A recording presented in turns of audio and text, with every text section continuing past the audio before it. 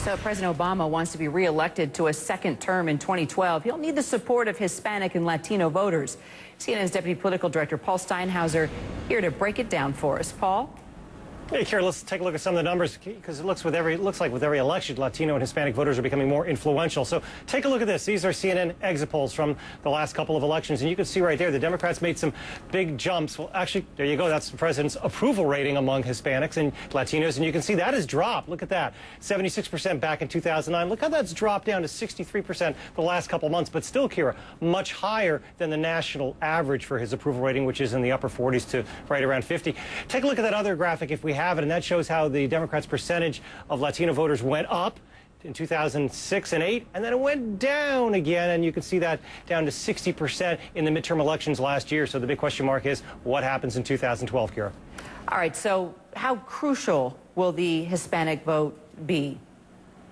Very crucial in some crucial states. Let's talk about those battleground states. We always talk about them, right? Well, take a look at this. We put a list together of some of the battleground states where the Hispanic and Latino vote could be really, really important. Florida. No doubt. Listen, we know hands down how important Florida is. The Latino and Hispanic vote could be very crucial in a state like Florida, where the vote could be very close in 2012. Also, Colorado, New Mexico, and Nevada, states with extremely large and growing Latino and Hispanic populations. And you know what? In all these states, not only important for the battle for the White House, but all these states also have crucial Senate races. The battle for control of the Senate could be determined by the Latino and Hispanic vote, Kira.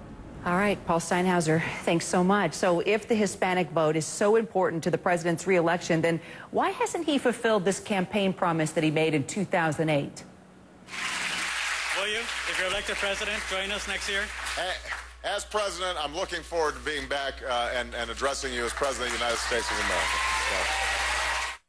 Okay, well, you heard it right there. Obama pledged that he would come speak to the largest gathering of Latino elected officials in the country once he became president. And that group is holding its annual conference right now in San Antonio. But for 3 years now, he's been a no-show. Democratic Representative Luis Gutierrez, one of those leaders who says, and on top of that, Obama hasn't done enough to promote immigration reform either. So tell me why you're so unhappy with the president. Well, 500,000 Latinos in the United States, citizens of this country, turn 18 every year. As you suggested, the battleground states, Nevada, New Mexico, Florida, so important to the re-election of the president. I have a 100% voting record here in the Congress, whether it's Wall Street reform or energy policy or the health care. I've supported this president, and I want to see him re-elected. But the latest poll that was published a couple of weeks ago in the Wall Street Journal, 51% of Latinos now say that immigration is the top most important issue for them. I want to bridge that gap so this president can be successful. Yes, he's declining, but we can reverse that decline if we bring together some really crucial public policies which he can initiate. And those are the conversations and the dialogues we're having now. So how essential is it then that he come to a conference like the one you're talking about taking place in San Antonio? I mean, the White House says, look, the scope of the president's efforts on behalf of Latinos is not defined by participating in any one particular event, but his work on the economy and the jobs, you know, he's doing that. So what did the White House tell you when you got the 3-time rejection? Well, let me say that we should put the National Association of Latino NALEO conference in context. I went with the president when he was Senator Barack Obama seeking the Democratic nomination. That's when he promised he'd come back.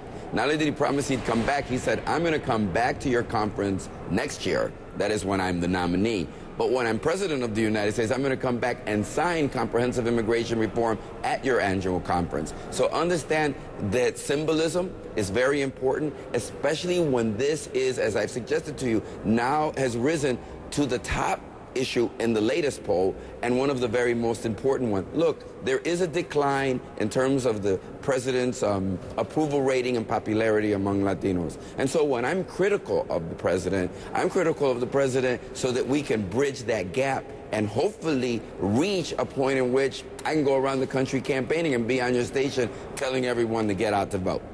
Luis Gutierrez, thanks for joining us. We'll follow it, that's for sure.